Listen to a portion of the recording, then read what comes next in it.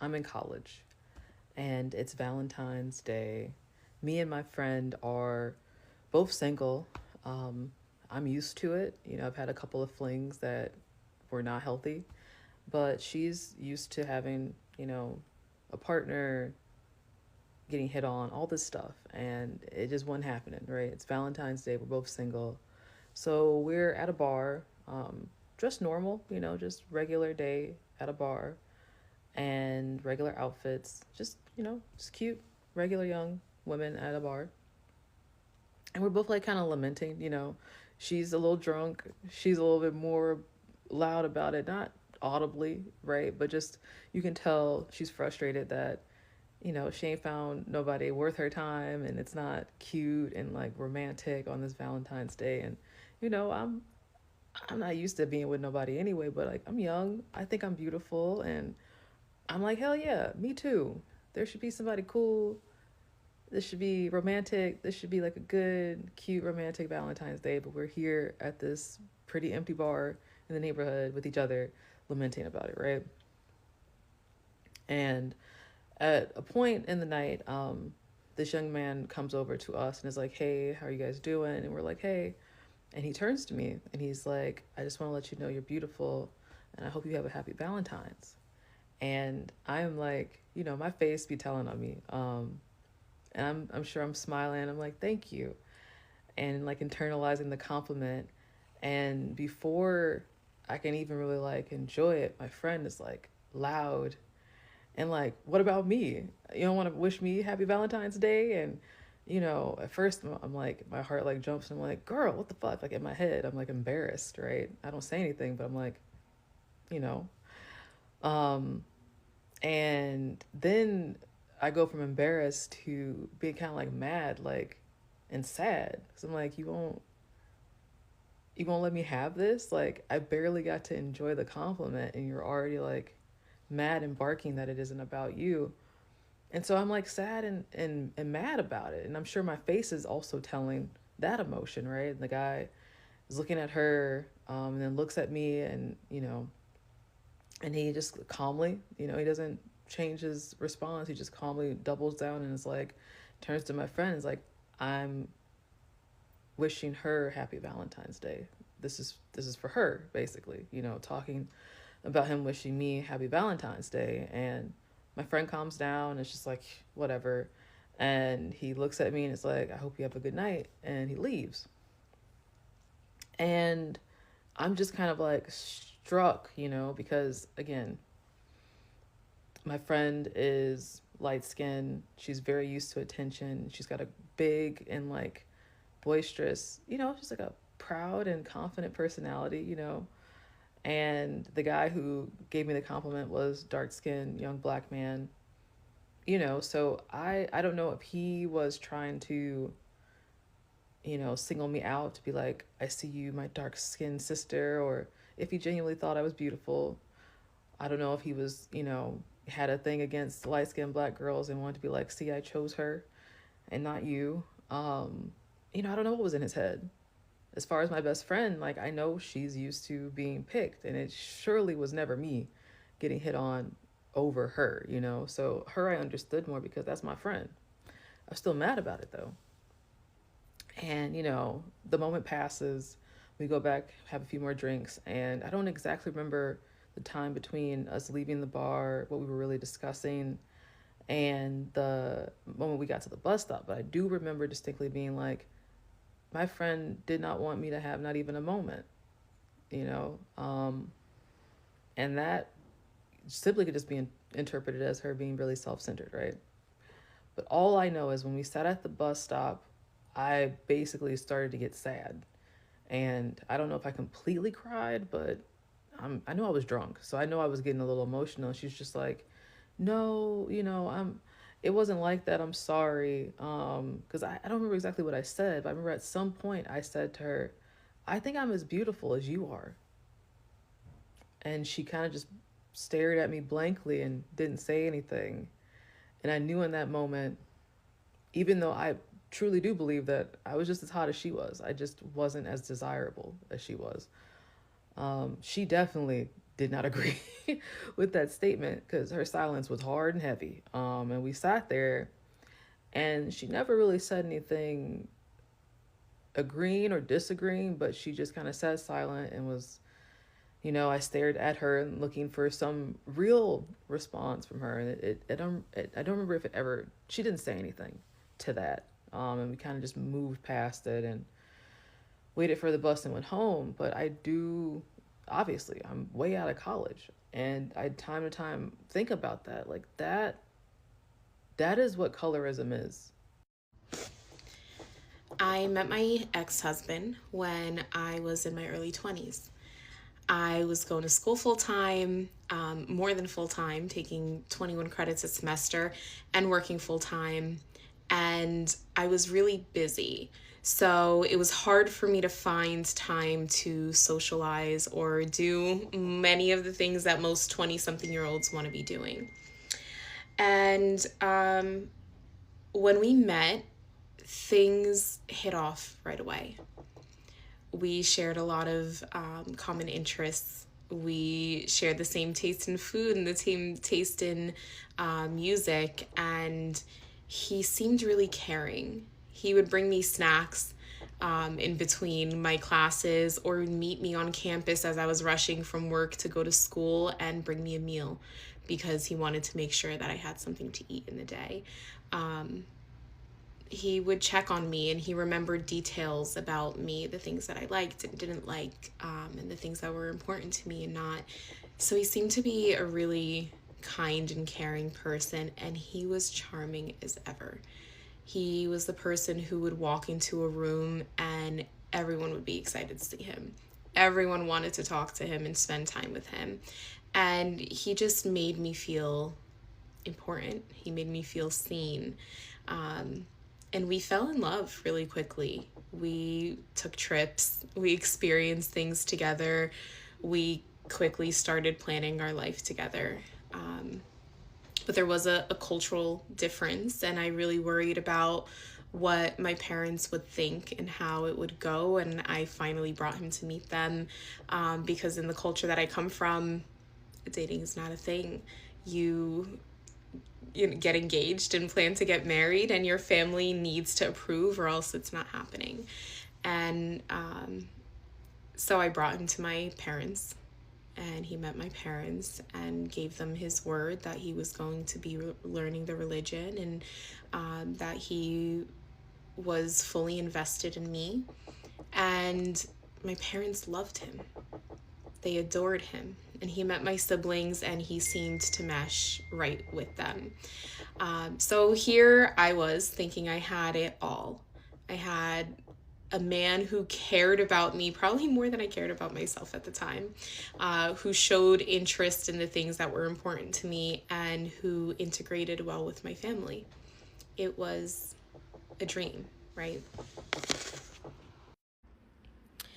So we get married, and we've been together a little bit over a year, and we find out that we're pregnant. So now we're married pretty quickly, newlyweds in the honeymoon phase, and now about to be first-time parents. And we're still kind of learning things about each other. For example, we get married and we live with his mom. But I was always under the impression that his mom lived with him. But through observation, ended up realizing that that was not the case. So little things started coming out, details that I wasn't told the truth about started coming to light. And I wanted nothing but for this to work. So red flags are popping up, and I am maybe willfully ignorant towards them, because we're starting a family, right? We just got married. We're in the honeymoon phase. I'm in love with this man, and I really just wanted things to work out. I wanted to have the perfect life that I always imagined. So details started coming to light very nonchalantly. Things that I had been lied to about he was now telling me the truth like it was matter of fact, like he didn't lie to me about them previously. For example, he had told me that he continued his education through a trade school and that he was certified in certain things. And then I come to find out that he never even graduated high school. And that blew my mind. And to him, it wasn't a thing. But to me, like, I'm busting my ass to finish my bachelor's degree because education is important to me. And we've had conversations about this before. And you're telling me that you don't care about your education, that you never really did. Is it a make or break situation at that point? No. But again, noted as a detail that raised a red flag. Hindsight, I wish I would have taken those red flags into more consideration, but I was blind and in love and willing to let those details pass by without another thought. To anyone who thinks that they are super special and that they can have 4, 5, 10 children and be totally fine, I want you to know from the bottom of my heart, you will have a least favorite child. I know that you will think, oh, I can love all of my children equally, but your children are going to have different personalities and you are going to click better with some of your children than others, and you will unconsciously pick a favorite or a least favorite child, and your least favorite child, they will know that, and they will never not know that. They will carry that around with them for their whole lives. And I know you think, well, I'm different, I'm special. You are not special. You are not special. Just because you have the money, like the finances to take care of that many children, you do not have the emotional, mental, or time capacity to take care of all of those children as long as they need it. Because let me tell you, parenting does not end at 18. Your children are going to need you until you die. And your children, all of them, will likely see the hierarchy. I am guessing that if you sat me and my siblings down individually and asked us to rank our parents' favorites from most favorite to least favorite, we could all do it with pretty strong accuracy, because your children will know that you treat them differently. And it will not be their fault. But knowing that it's not their fault does not help. Someday your 30-year-old is going to have to face the fact that they are your least favorite child, that they have always been your least favorite child, and that they will always be your least favorite child, and it's not something that there's nothing they can do about it. You will have chosen that a long time ago, and it will never change.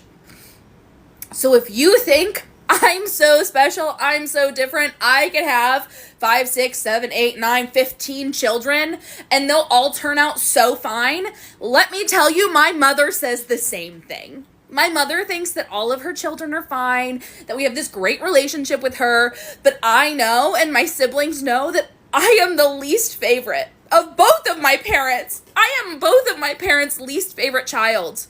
And they know that. They know that, and I know that, and it's fucking embarrassing. So if you genuinely think that you have the mental, emotional, and time capacity to raise more than 3 children, you are lying to yourself and to everyone else, and you are going to end up hurting your children, all of them. Because I'm not the youngest, I didn't come last, I'm the second of 5, and I have always been the least favorite. Always. So I need you to know that you cannot do it, and that it is better for your children that you don't try. Hello guys, this is my side of the story of who I got engaged to and the events that unfolded after my engagement. It's long overdue. I chose peace and I chose silence. However, it did not work for me, and I know this might not get any views, but my friends have told me to post this and have encouraged me and finally gave me enough confidence to do it. So here I am. But I do just want to disclaim for like my friends who are watching, even though I don't have to, they know my heart. But I am not bullying anybody, and I'm not going to be using real names. I'm not being disrespectful at all. This is literally the life that I lived, events that happened, and like not voicing what happened to me has like made me feel in a way like I've gone crazy. And I'm sure there's people who can relate. It's like like something you lived through is being told by someone else who didn't live through what you did. So I want to take the power back and explain what happened, and like you don't have to watch it. But I am not bullying anybody, and I don't judge anybody, and I don't hate anybody. I don't have a hateful heart at all for any people that I talk about in this. And I hope that whatever comes from this is not disgust or anything negative. I really want...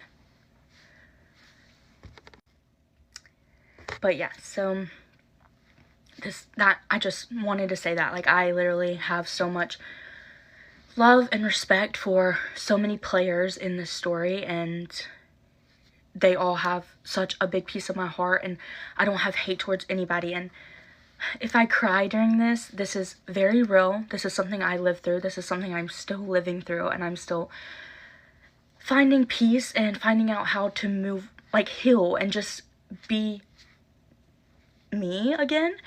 And it's a long process, but if there are tears shed, it's in a good place. So I do have my phone here because I have receipts. Not that I feel like I overly have to prove myself, because this is my truth and I'm only giving my truth. There are for sure two sides, technically way more than two sides because more than two people are living through this, but there are two sides to this story, and I can only give my truth and what I lived through. I cannot tell you his truth and what he lived through and his version of it, so take that with a grain of salt. But I do have text messages and I do have pictures and everything else to prove that like I'm not sitting here and talking bad on anyone's name, and I'm not bullying anybody, and I'm not spreading misinformation.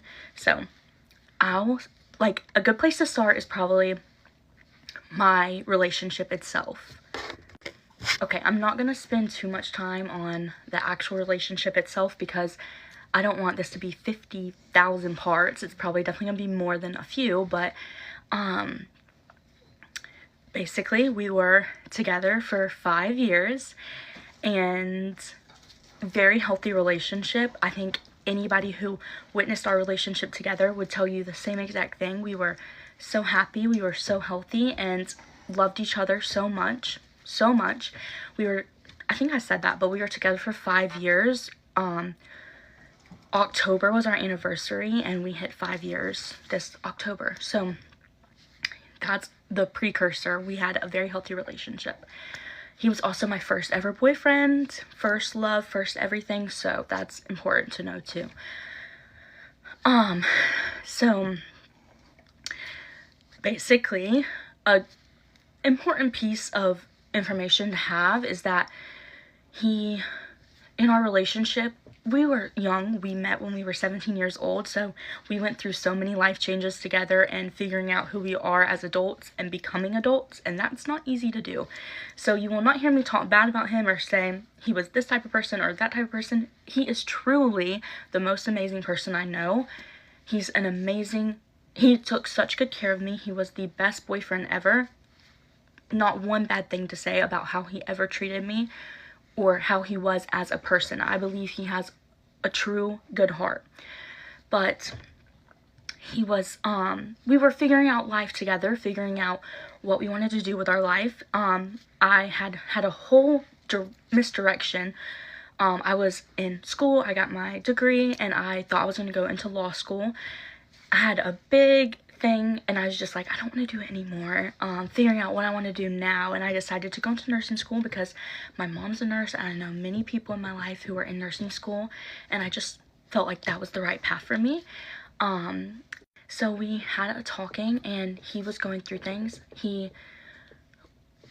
went to, I don't want to give too much on his story, it's completely his, but I do want it to be known that I supported his every change that he made 1000%. He was in lineman school.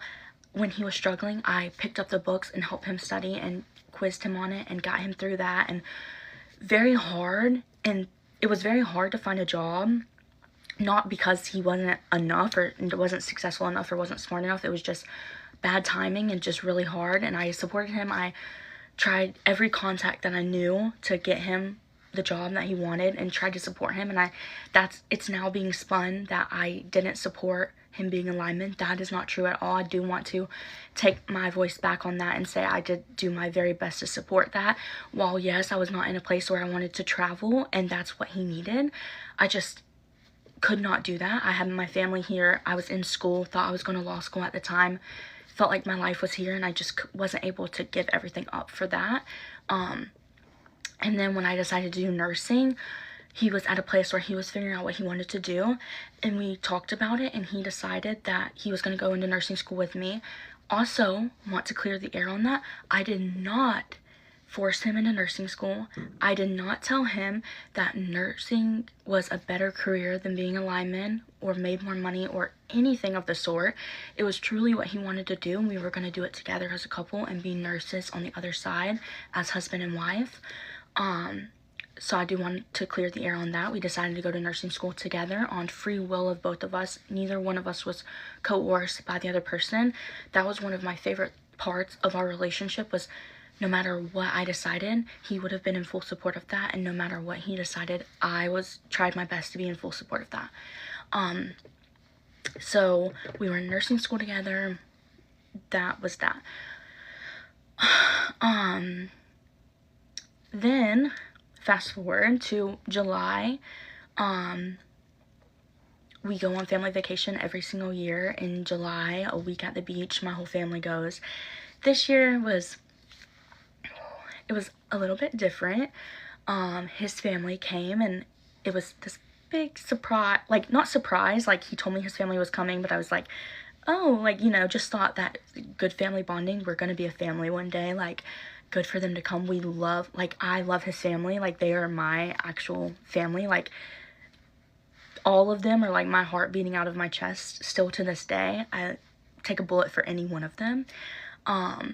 So was so excited to hear that they were coming. Not to get too much into that, but it was my proposal. I got engaged in July. It was like July 12th or July 13th. Also, if I like forget certain details or something, it's like a very hard time for me, and like remembering this is like, or like living through this again is really hard. So we got engaged. Lovely. It was amazing. It was my dream proposal. Everything worked out. It was beautiful. My best friend was there, my whole family, his whole family, everyone got to see it, and it was like a dream come true. And then we got home and foot on the ground, started planning a wedding, and so excited, both of us, like equally excited, and calling, making plans, figuring out when, a timeline, and all this stuff with us being in nursing school. So I'm not gonna keep going on lore. I'm just gonna give you bits and pieces of like things that like I want to like clear my name on, or certain things. So okay, it's actually, I'm only a minute left into this first part, so I'm just gonna end this one here, but I am gonna end it. And he was not forced to propose to me. Not any of my family members forced him. He willingly asked my dad for my hand in marriage. We had several conversations about when he wanted to propose. We were together for 4 years when he proposed to me.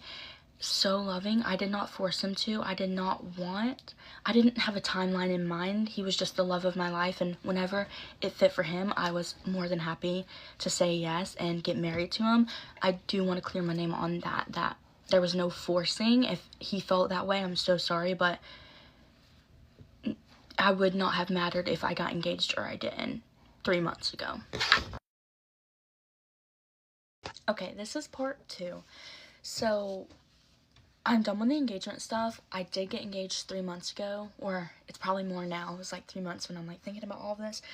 But just the final part on the engagement that I will say is, from the moment we got engaged to the moment this ended how it ended, we were foot on the ground planning a wedding. He was so excited. We were planning our honeymoon, so excited for it. We had group chats going of bridesmaids and groomsmen, all planned out. We made boxes. My mom started cash apping him for the deposit on our wedding. We talked to his parents about it. Everything was set in stone, like full force, excited. It's now being spun that he didn't want to propose to me. He was forced, but he was full-fledged, ready to get married. We moved our date. We called the vendor. And to speak on the vendor, she had paid. I found out after all of this happened, when I was down bad, crying on the bathroom floor, I got a call from the venue where we were having our wedding at, and she had put the deposits down on all of our vendors for our wedding. That's how serious this was. And called me to tell me that, like, if we weren't going through with the wedding, we would have to pay that. So I thought I was going to be out that money, but luckily, after I explained the situation, they're the nicest people ever, and fully were in support of just letting it go. So that's everything on the engagement. I'm sure I'm missing stuff. I just want to stress to you guys watching this that he wanted to propose to me. I wanted to get married to him. He wanted to get married to me. We were so excited planning this wedding. Pinterest board, toured the venue with my mom and his mom, everything you can think of. We were full-fledged, date set, ready to get married. So next part is,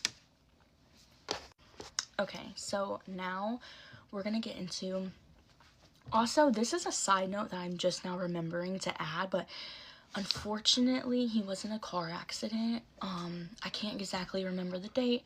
He was in a car accident, and it was very, very bad, tragic, but he was okay, and he's still having repercussions from that accident, unfortunately, and gonna have to deal with that. But I do want to say, when that happened, his dad called me. I was a mess getting over there. I stayed in the hospital with him for the day he was in there, took him home, and stayed at his house for so long after that, giving him showers. None of that, I'm telling you, I was like, I want to be applauded. That's normal girlfriend. I was girlfriend at the time, things to do. But I do want to say, it's now being spun that I did not care about his injuries and I made fun of them. And I do want to say, if you know me, you know my heart. I did not make fun of them, of the situation at all. And like anything that might have been spun that I made fun or didn't take it seriously, we joked in our relationship all the time. We were laughing constantly. The biggest jokester ever, with my sister, with me, my best friend. He was like one of our best friends, truly. So that's all I'm gonna say on that. So now fast forward to Halloween. We were planning something as a group. It didn't work out. So then him and his friends decided that they were going to go to a club on Halloween night.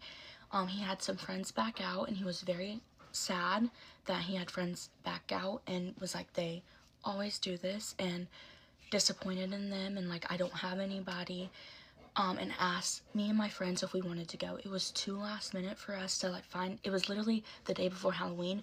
We didn't have any time to go get a costume, and like, I've never been to a club before, and we had plans on Halloween to trunk or treat at my church. Me, my best friend, and my sister. He wanted us to go out with him. Unfortunately, I had plans at church that night, and then I didn't have a costume, and I would have no time to go get one, and that was my first time in a club. I did not feel comfortable my first time in a club on Halloween not having a costume. I did not want to do that. So I did go to church that night. I do want to pull up text messages of him being okay with that. So he asked me what I was doing after church, and I told him I was going to his house, and I was waiting for him at his house, and he was perfectly fine with that. I do want to say, he said, I said I made it here when I made it to church, and I said, you better have the time of your life tonight. He replied with, thank you for supporting me. You're amazing. I'm gonna have fun, I promise. Also, blank ditched us. And I said, of course you better not. I said, of course you better not have a boring time. You better drink and meet new friends. And why did blank cancel? And then he told me why. So yeah, and I was at his house. He did not seem upset with me that I didn't go out with him that night. I do just want to say, I'd never been to a club for me, And this is not an attack on anybody. You do you, and like I'm in full support of that. I just never been to a club, and for me, I was in a relationship. I was secure in my relationship. I loved him, he loved me. I didn't need to go to the club. I didn't need validation from anybody. I didn't need to get dressed up and like experience that. So I chose not to, and I didn't want to experience that life while being in a relationship that I felt secure in. I do want to clear that. Like, I went to church that night and I went home. I went to his house and waited for him. So then I do just want to say that on that night, I picked him up at 3 in the morning from Halloween. He said that him and the person he went to, I'm not going to put anyone's business out there, went to go pick up a friend of his. Me all that night and said that they're going to pick up a girl from said apartment. So I checked his location throughout the night to make sure he was okay. He was at the apartment, picked this girl up that was this guy's friend that he went with, and they went to the club. I picked him up at 3 a.m. that night. 3:10 to be exact is when I pulled up and picked him up, took him home. We had a conversation that night of him saying how much he loved me and that I was the best fiance ever. He couldn't wait to get married to me, and that I supported him, and that he said he told everybody that night that he had a fiance. He said he met one girl that night who was annoying. She had her brother there. She was trying to drink his drink, and he was not having it. He couldn't stand her. They were trying to leave. Said that she ended up they were gonna leave, but she ended up leaving, so they felt comfortable staying there for a little bit. So I picked him up. That was after. And so he told me all of that, was very open with what happened that night, just saying he didn't meet anybody. Told everybody that he had a fiance, and there was one girl who was hanging out with him, but she was whatever, annoying, like whatever. So then, did not mean to do that. So then, flash forward to the next night, I encouraged him to go out with said person again. I was like, if you had a lot of fun, I want you to meet new people. I want you to experience life and like make new friends and meet new people. You should go out again. I'll stay home in your bed again. And that's what I did. I watched Monsters, Inc., stayed in his bed. He was out till midnight. I did see that they were back at these apartments. I made the same apartments they were at the night before. After they went out, like they were at the club and then they were at the apartments for an hour. I chose not to mention that. I did not want to seem insecure about it. I figured the friend he was with really hit it off with that girl and picked her up again. So I do just want to say I noticed that he was back there, but I didn't say anything. Didn't seem important. He did say that night that he added a girl on Snapchat, but like here and there they weren't. It was just friendly, like nothing serious. It was just friends. And I was like, perfect, you're making friends. Like, that's great. So that was the next night. Okay, I'm gonna wrap this up by finishing talking about the Halloween night of my perspective that night. But basically, yeah, he went out the next night and literally said he was picking up his friend's girlfriend or the guy he went with, his girlfriend from that apartment, which is very important. And yeah, reiterated to me I had nothing to worry about. He did not meet any girls that night. Kind of in hindsight, like as a girl, like I should have questioned more, because he was like, oh, the girls there were annoying, they were ugly, they were this, they were whatever, like aggravating us, and kind of overly explaining that he didn't like anybody there, in hindsight, you know. But yes, that is Halloween night. So the next part that I'm about to get into is going to be, okay, I'm back. So I took a bit of a break, controlled my emotions, and I'm back. So if I'm leaving things out, it's just because I don't want to make 40 parts. And honestly, the people who are involved in this know certain things that don't need to be said. So I'm gonna start with the breakup. So he went to school that morning. He leaves from my house from school. He went to school that morning and kissed me goodbye, told me that he loves me, my mom gave him confidence and was like, go ace your test today, yada yada. He went to school. he was texting me all while he was at school, telling me that he missed me.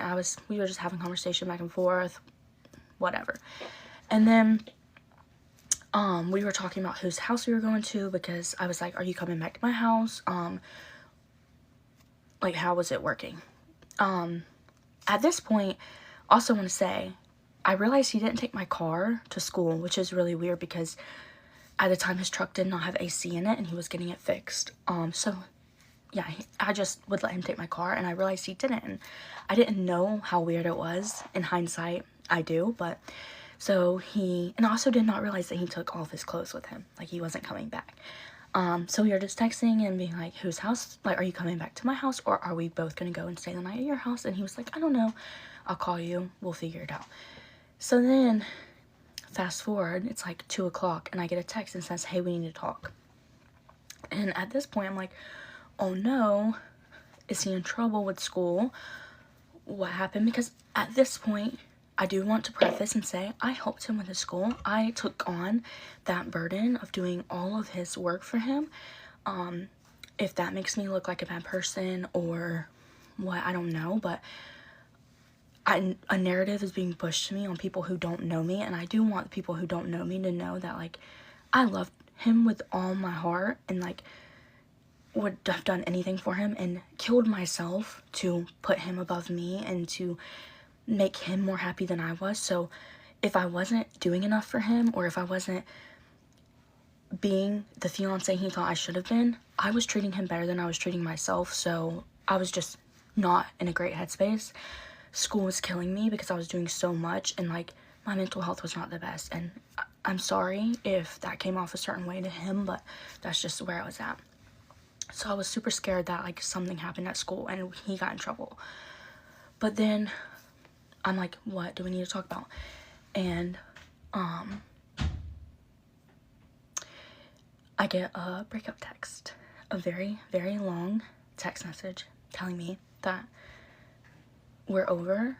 He can't do it anymore. I'm not enough. I don't take anything in his life seriously, and I haven't for 5 years. I've not been a good best friend to him. Everything. And it was just really hard to hear, and like really hard to talk about now, because a person that you're with for 5 years who is supposed to love you, and I thought loved me unconditionally, had a lot of negative things to say about me. And I still cannot name you one negative quality about him. So he said all of that stuff to me. I was on the bathroom floor crying, reading the messages. My parents came in there, grabbed the phone from me, read it, were like, there's no way he wouldn't do this. There's got to be a misunderstanding. I checked his location to see if he's still at school, like what's going on. He turned his location off, so I couldn't see it. I had no idea. I don't want to go into too much of like us messaging back and forth, but me just asking like why, and like him saying I just can't do it anymore, like I think we're over. And I begged him to like take the weekend break to just breathe, and he was like, I hope like during this weekend, because this was Thursday, and he was like, we'll talk again on Monday and figure out what's gonna happen. And he was like, I hope. I realize I'm making the biggest mistake of my life by the end of this. So that whole weekend, I'm a mess. Like, my family is trying to get me out of the house. It's just really, really bad. I've been with this person for 5 years. He's the only person I've ever been with. Like, love of my life. Very, very hard. So that night that he ended things with me, my best friend and my sister rode around. They picked me up. We went and got ice cream. We rode around to get my mind off it. I was crying the whole time in the car. And they were like telling me like, Allie, like, calm down. Like, you know his heart. Like, you know he loves you. He's going through something. Like, he's not this person. Like, we love him so much. So that was like my night. I get home. Horrible. And my brother is like there, and he's like, just go to bed. So I'm going to go to bed, and I have a ring case kind of like this, but it's like, it says bride on it, that my aunt got me when I got engaged, and it's where I put my ring. And y'all might be wondering, why were you not wearing your ring? I like, just kind of wore it when I was going out. I was really, really fearful, like, of, like, that was my most prized possession, so I don't know. But I wanted to see it before I went to bed that night. I just wanted to look at it because it was a embodiment of our love, and I was like, you know what? I just look at it and I can go to bed. I open it and my ring's not there. I'm freaking out because I'm thinking, I lost it. I'm like, this is the worst timing. I lost the ring. I go to my knees. I'm crying. My brother and sister storm in my room. They're like, what's wrong? I'm like, the ring is gone. And mind you, we're thinking I misplaced it. Like, it's been a crazy day. I misplaced it. We'll help you look for it. My brother's like, why don't you text him and ask him if he had the ring? I'm like, he doesn't have the ring. Like, what the heck? Text him, of course, he doesn't answer. Freaking out. He doesn't answer me. So then the next day, like, I'm missing a bunch of things. I just want you to know that was the hardest weekend of my life. I did not eat anything. I was TMI, I was puking everywhere. It was really, really bad. It was hard. And he had no contact with me whatsoever. And I was sending him messages begging him to give me another shot and saying sorry for not being good enough and for not treating him how I was supposed to and not loving him enough. And in hindsight, I'm so embarrassed that I did that because I loved him more than anyone could love anybody. I had unconditional love for him, and I was begging him to give me another chance. And I put myself down saying, and I will tell you guys, I made mistakes. It was a 5-year relationship. There were times where I laughed when I shouldn't have. There were times where I just wasn't the person I should have been, but I apologized for that, and I wanted him to want me, and I just begged him over that weekend, and he just didn't respond to me. So I text his mom the next day. Well, I think she texted me, or I can't exactly remember, but anyway, she was saying that he was not at home, which made my heart sink because I was like, where is he at? And that my ring was on his table in his room, and that his dad and his mom and dad were checking in on me, being like, that's so weird. Why does he have the ring? Knowing that something's wrong. At that point, I am pissed. I am mad. Why does he have my ring? Like, that is my ring. Like, it showed his motive. He knew when he kissed me goodbye that morning that he had my ring in his pocket or on his person somewhere. And he kissed me goodbye, told me he loved me, and he would see me later that day with his ring and with my ring in his pocket, knowing he was never coming back. So that goes my downward spiral of what is happening. This can't be real. So then I text him on Sunday, and I'm like, I cannot wait till Monday. I need to know now where we stand, what's gonna happen. You took my ring. That is so disrespectful. Like, that means that you were never gonna give us another chance. And so he messaged me back, and we met on Sunday. He broke up with me. That was the end of our relationship. He said that he was staying with a friend in Gainesville because he could not bear to be home when my name was being brought up, and everyone was questioning what he was doing, and he just couldn't. And mind you, at this point, I'm so loving, so gracious to him. I have receipts of me being, I wish nothing but the best for you. So yeah, that's the end of our breakup. Alright, this is the last video, but basically a lot has to be put in this video, so I'm just gonna start off, and like if I'm jumping back and forth, that's what happened. So he turned his location off, couldn't see it, and was like, that's weird. Well, he accidentally turned it on one day, and I seen he was at the same apartments he was at on Halloween picking up his friend's girlfriend. Super weird. Math is not mathing. He was there at those apartments. Found out. Yeah. So he was staying there right after we broke up. Stayed there. Never left there. Then went through a lot. I get a call from him. No, Thursday after we broke up, he texts me, having a super hard day. It's really hard being at school without you.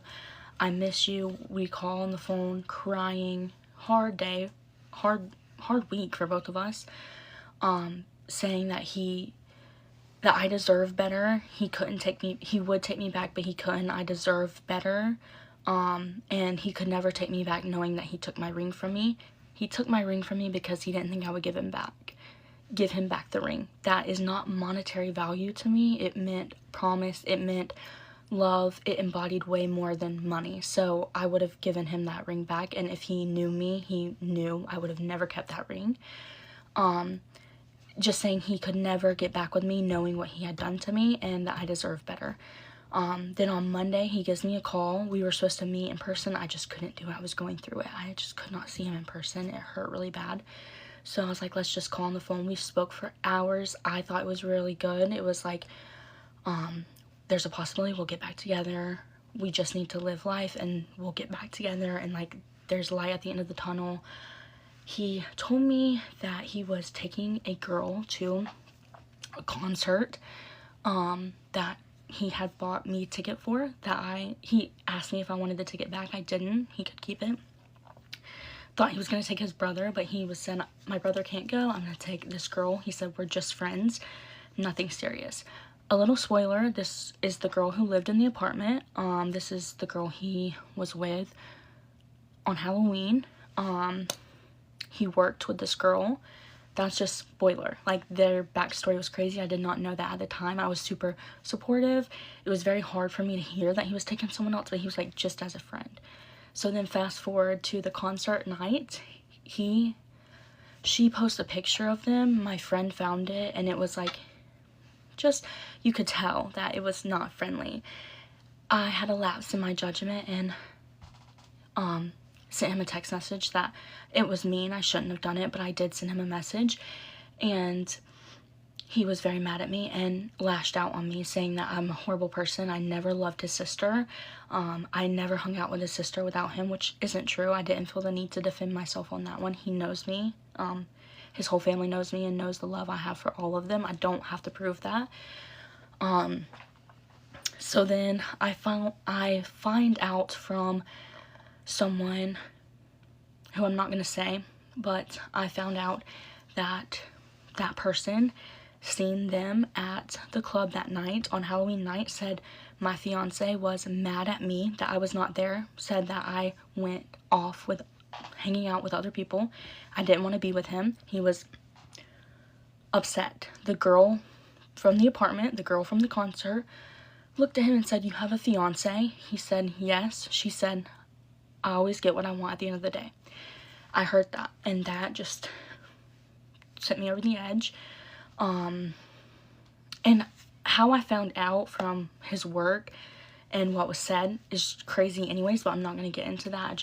I'm going to skip that. But so I did find out that. And then I go to the club for the first time ever with my sister and my friend. They encouraged me to go out. My first time ever. I'm single. I feel like it's okay because I'm single. I'm good to experience that, and it was a great night. But they were there, and it was really hard to see them there together, coupley. And instead of getting peace that night, unfortunately, they came up in front of us, making out, overly showing off their relationship, twerking on us. Yeah, but not a big deal. Like, it's a club, like, dancing, people were drinking, like, probably not the best. It was probably difficult for both parties, and like other things happened at the club that night, whatever. So then I get a call that night when I get home from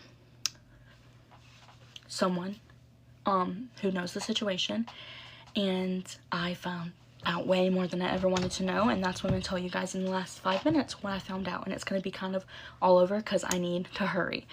But I found out that this was low-key set up, that they kind of talk, and take this with a grain of salt. I did find out this from a different source, but this is what I found out. This was kind of set up days before Halloween, where she saw a picture of him and like mentioned something about a beard that he needed to grow out. Don't know. That it was set up by my fiance's brother, who was friends with her. They didn't know each other through work. That it was supposed to be a weekend thing. It wasn't supposed to be anything longer than that. That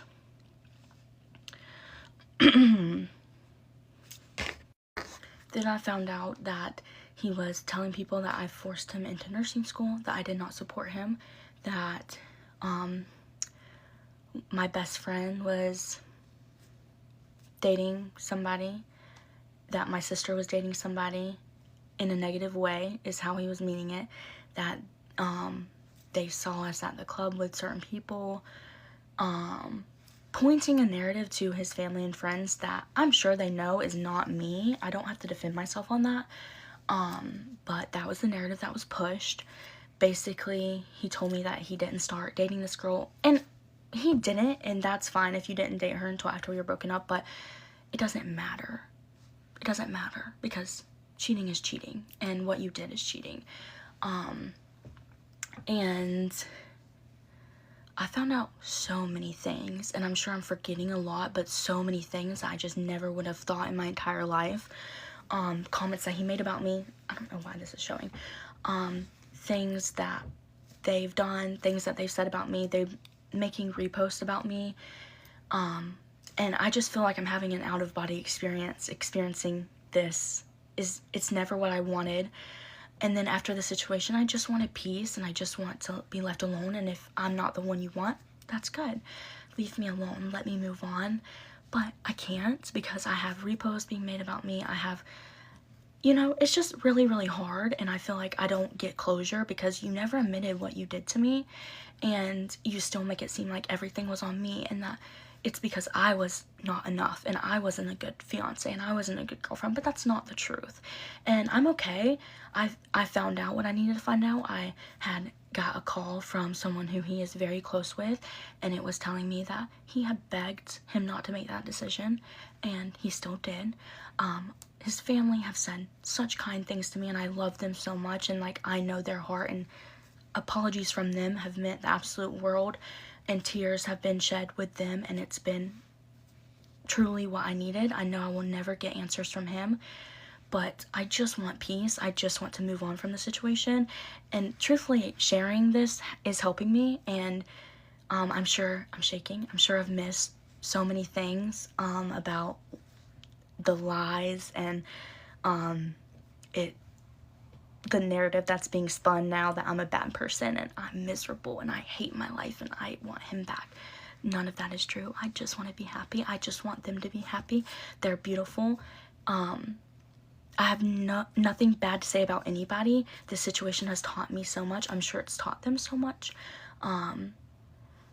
Everything is in God's timing, and we all have a purpose, and the person who I'm meant to marry is out there. I'm healing and gonna find my husband, and I hope everyone from the situation is happy, and I'm so sorry if these posts have made anybody feel a certain way, but it's my story, and I have every right to share it.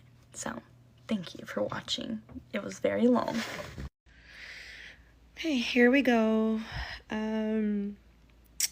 Best way to piss off a narcissist is to expose the situation, expose the story, what happened, and telling my side of the story of how and why I divorced my husband of 18 years. After 18 years, a lot happened through that, but this is going to be a story of what led to me finally divorcing him. I filed for divorce in 2023, a month before I turned 40. We got married when I was 24, together 18 years, shy of 18 years. And what led to that was his father passing away and having to go back to his country, back to his home country, while we were in the last process of him obtaining his green card. So basically, his father dying and him having to go back to his country, I went with him. Mind you, we were in the last process of this, and our lawyer said, you will have to go back to that country anyways to have your final interview, so you can be stuck there from 3 to 6 months, which is what happened. Thankfully, it was only 3 months, but he actually got laid off 2 weeks before his father passing away. So it just seemed like everything was lining up, and his family, my family, everyone said, do not go to bury your father, basically. And I was able to work, I was working fully remote at that time. So I was able to tell my job, like, hey, I have an emergency, I need to work outside of the country. And I did. So I was paying for everything here and paying for everything out there, as much as I could, of course, and was able to convince him to go. So that way he's able to, he was the oldest of 5. So that way he's able to actually bury his father. Just so a year later, 1 year after that, he can say to me, no, you cannot go to the anniversary of my father's passing. They're very Catholic town, so they have all these rituals or whatnot. And he literally said, no, you cannot go with me. If you come with me, or if you think about going, I'm not going to go. That's what led to the divorce, and led to a slew of events that happened, and finding out, obviously, that he was cheating.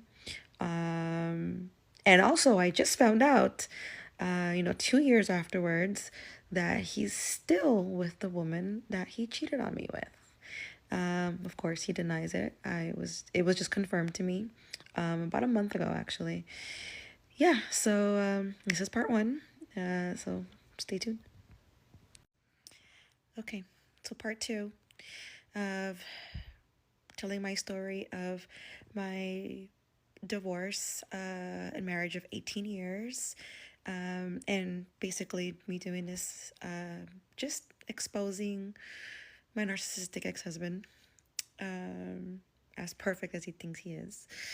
And we'll go back to his father passing away. His father passed away in September of 2022. September 2022. And like I mentioned, we were in the last process of his immigration, so to get his green card. So our lawyers mentioned, yes, you can go out there, but you're going to be stuck, 3 to 6 months, but you'll be fine.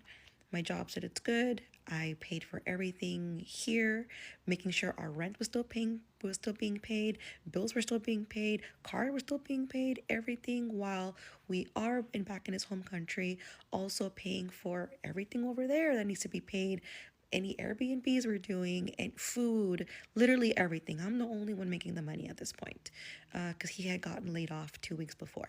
That's what it's mentioned in my first video. So, okay.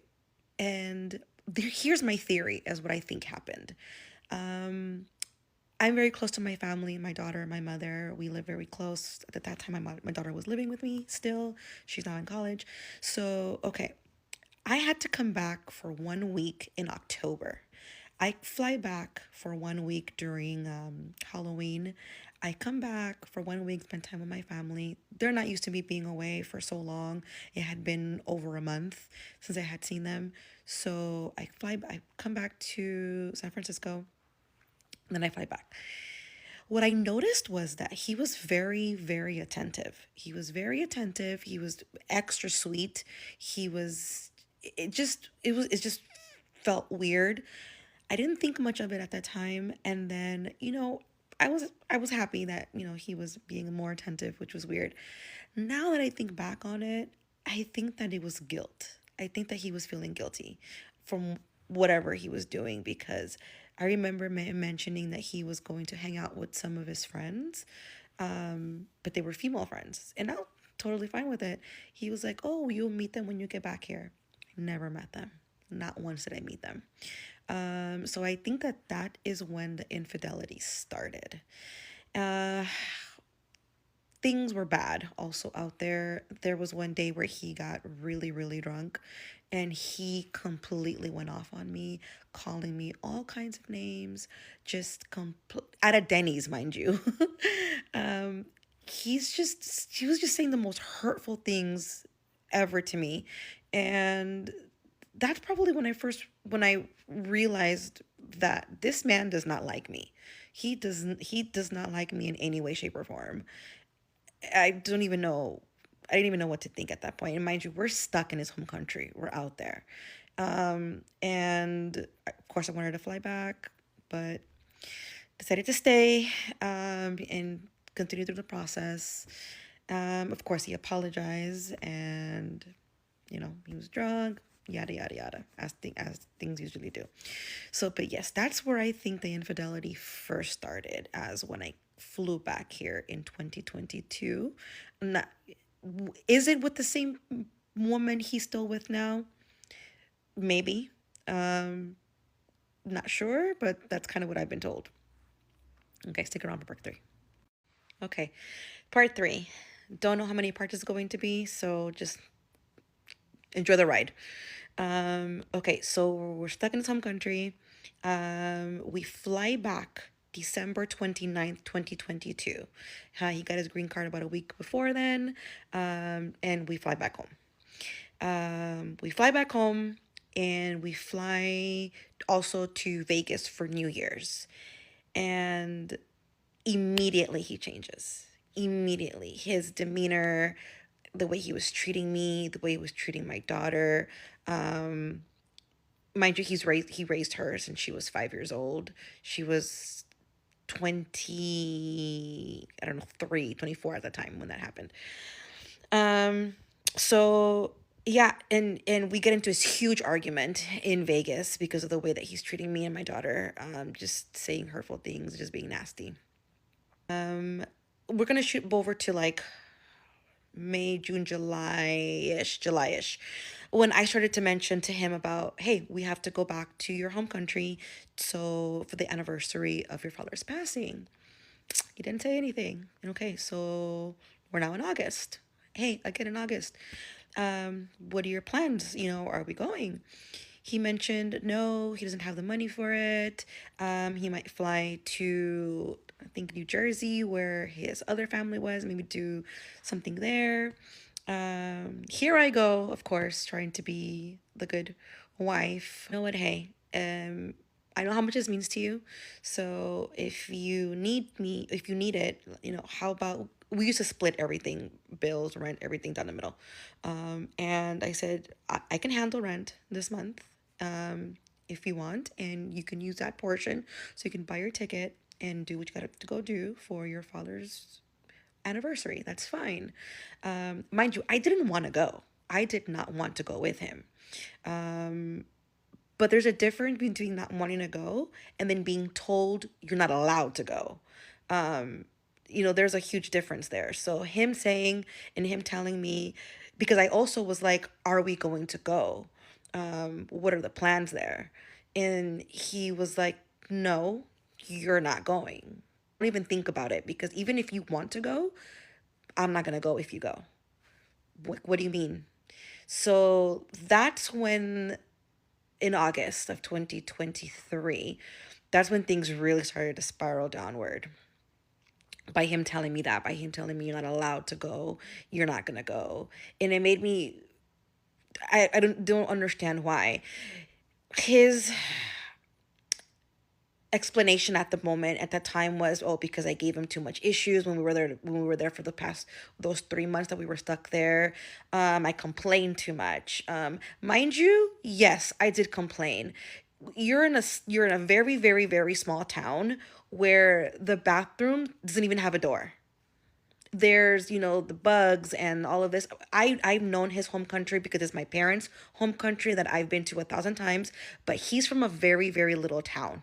Okay, very small town. That's very different from being from like the city. That's, to get acclimated to that lifestyle as much as I possibly could.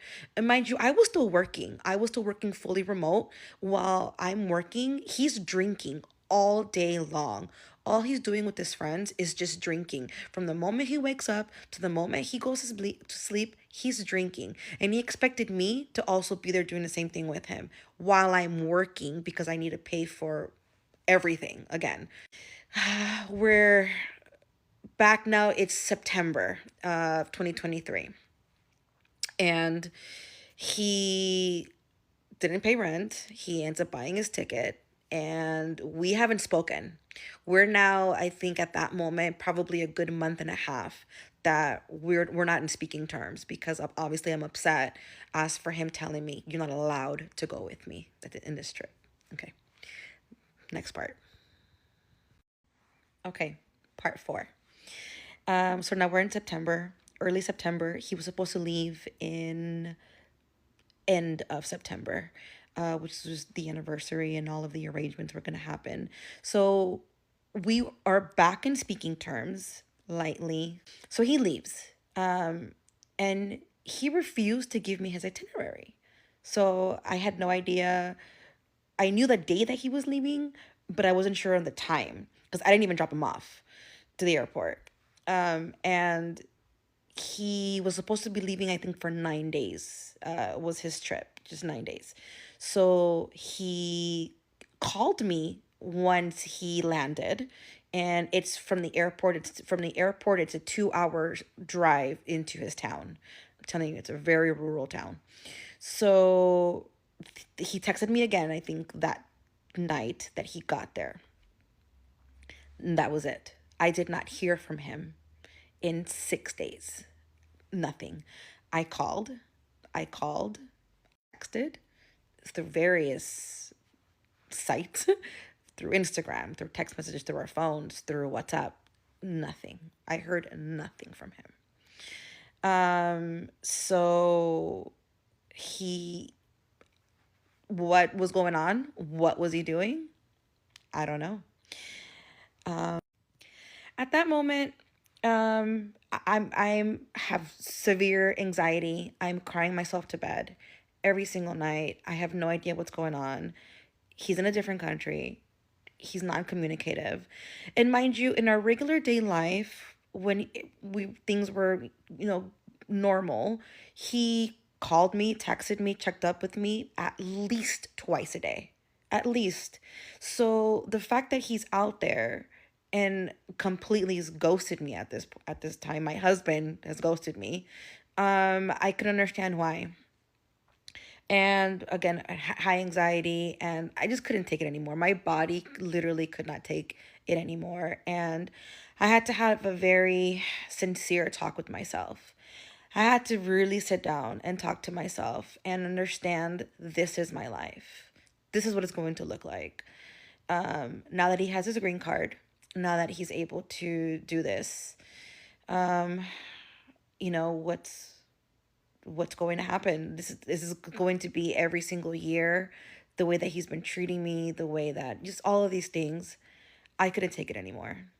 So what happens? I filed for divorce. We're in October now, 2023. We're in October. Filed for divorce. Now, the day before I filed for divorce, which was on a Sunday, I called him. And I was literally looking for a sign, something, that would make me not do this. It was like a Hail Mary on my end. So I called him. He actually answered that night. And he answered and was like, "What? What do you want? Why are you calling me?" It was like the presence, or like not my presence, but just me calling him was such a burden. It was his tone, his demeanor, everything was just mean. It was just so mean. And he literally was like, what do you want? Why are you calling me? So that was a sign I needed. Yep. And the next day, on the Monday, I got myself into that courthouse and filed for divorce. Okay, next part. Part 5. Okay. So we're in October. I filed for divorce. He's now back. He's back from his home country. And I served him the papers. He was so surprised. He couldn't believe it. He couldn't believe that I had actually filed for divorce. Made a big deal out of it at first. At first, meaning like the first 2 days. Afterwards, he attitude and was basically like, "Give me the pen. Where do I sign?" And that's how it was for a few weeks. We go back to not being too much on speaking terms for about a week and a half. And my family got involved in terms of just trying to fix things. Remember, this was a marriage. At that time, we were together for 18 years. So in November was my 40th birthday. And my plan for that birthday was to go back to, their home, which is also my parents' home country, and spend it out there. That's what I wanted to do. So my parents got me this beautiful mansion right on the beach, and he didn't want to go. He did not want to go celebrate his wife's 40th birthday over there, mind you. Again, his home country, my parents' home country. Okay. Even though, I suggested, it's okay, I'll pay for your ticket. It's not a problem. He refused to go. Oh, I'm going to stay back and take care of the dog. So he didn't go. All right. So we go. I had a good time. I'm calling him every day, as a normal spouse should, right? I'm calling him every day, texting him every day, checking in, or whatnot. Okay. We come back. Thanksgiving hits. And the day before Thanksgiving, he mentions to me, oh, a friend of mine is going to start some kind of air conditioning company and needs my help. So I'm going to go back to his home country. And his friend is going to pay for his ticket because he didn't have any money at that time for that, because he didn't want to go to my birthday. But his friend was going to pay for his ticket to go over there. Okay. All right. Well, in my mind, I'm thinking, well, I've already filed for divorce, and we're in this weird limbo where, okay, we're kind of trying to see if we can fix this, if we can get over this, and get back to a better place. Okay. He goes back. Now we're in November. He goes back. We're late. No, we're in November because he left the day after Thanksgiving. Yes, the day after Thanksgiving. And he was going to go for 1 week, from a Saturday to a Saturday. So it's the day after Black Friday, sorry. Okay. So he goes. And here I'm thinking things are going to be better this time. No, things were not better this time. All right, to the next part. Get me a slushie. We're gonna be on for you today? And can I also have a small blue raspberry slushie? A sausage McMuffin? Okay, part 6. So he is back in his home country. This is now late November. He left the day after Black Friday, going Saturday to Saturday. Did he give me the itinerary this time? No. He did not give me the itinerary this time. So what does he do? He did the exact same thing again. He was going for 1 week. I did not hear from him for 4 days. 4 days, again, ghost. Called him, texted him, nothing. Again. To the point where he was supposed to come back that following Saturday. And because I hadn't heard from him and at all. So he didn't come back that Saturday. He did not come back. And the following Sunday, I called him and I'm like, "Are you alive?" He was like, "Oh, yeah, I extended my trip till Tuesday, by the way." I was like, "Oh, not a problem. Enjoy your time." And that was it, really. That was really it. I mean, I knew he was not in the marriage anymore. He was checked out. He was completely checked out of the marriage, and was putting me through hell. And again, my anxiety. And I decided, you know what, this is it. Okay, so, we're done at this point.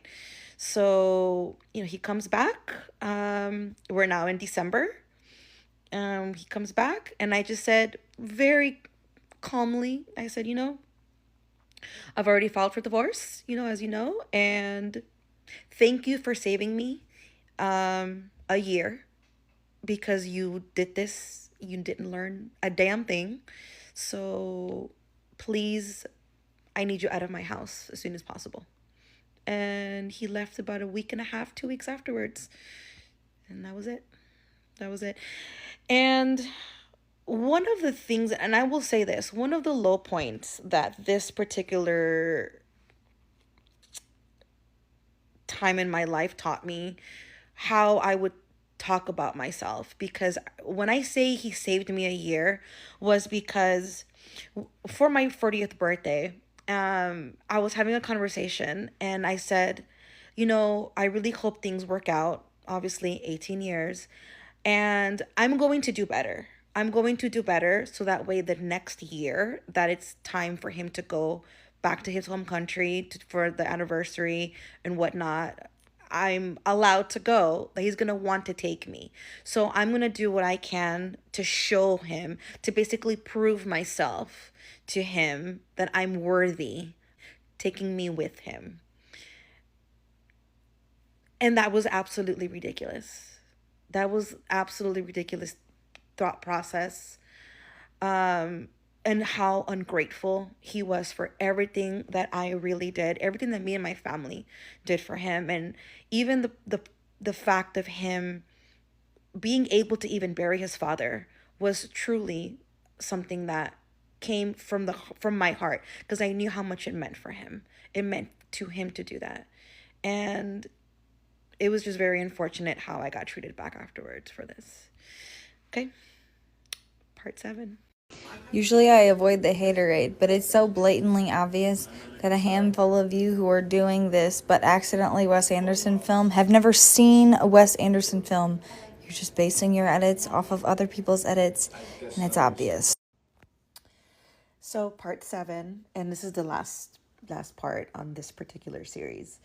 So it's now a little over 2 years since I filed for divorce. That was back in October 2023.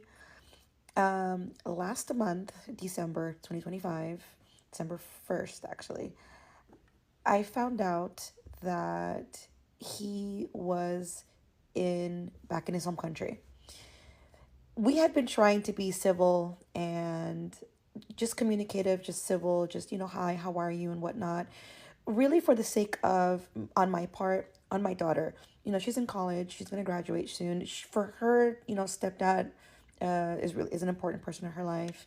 So I didn't want to have that animosity. I didn't want to have that, I don't need to hate you. Listen, he did what he did. I always had the hunch and that he was cheating. I never had the proof. But regardless, he was checked out of our marriage, regardless of anything. It doesn't matter. People sometimes, they fall out of love. They change their minds. And that's okay. I would have preferred him to talk to me about this, obviously, than do what he did. But obviously, men are not communicative. So, okay. I don't need to hate you. So we were trying to be on civil terms. So I found out that his home country. I asked him, he lies. Don't know why he lies. And then someone sent me a picture and then told me where to go look for a video of him with someone. And in the beginning, it stings. However, I knew this was going to happen one way or the other, right? When you file for divorce, I had that in my head. One day he's going to be with somebody else. How is that going to make you feel? So, and it was fine. It was totally fine. Okay, I'm glad he's moving on. He should move on. He's a single man. Why wouldn't he not move on? But the thing was that I was told this is the person that he's been with for a while now. A while now. They didn't want to tell me the exact time frames, but they did mention that this was years and he's still with her. That's when it hurt because it's not only were you, now I'm getting the proof and confirmation that this is the person that you were cheating on me with. You're still with her. He lives in a different state, obviously very different dynamic. If I were to know he's met someone newly and they're, that's fine. It's his life. He deserves to be happy. Not at my expense, obviously, but it's a whole different dynamic to find out that he's still with the person that he cheated on me with. And I just found this out literally a month ago. And it sucks, but it's good to know that what I did to begin with, filing for divorce, was the best thing in the world for me. In so many cases, and in every aspect of my life is better. So yeah, that is my story, my divorce story. I have plenty of other ones. But yeah, that is what caused me to file for divorce after 18 years.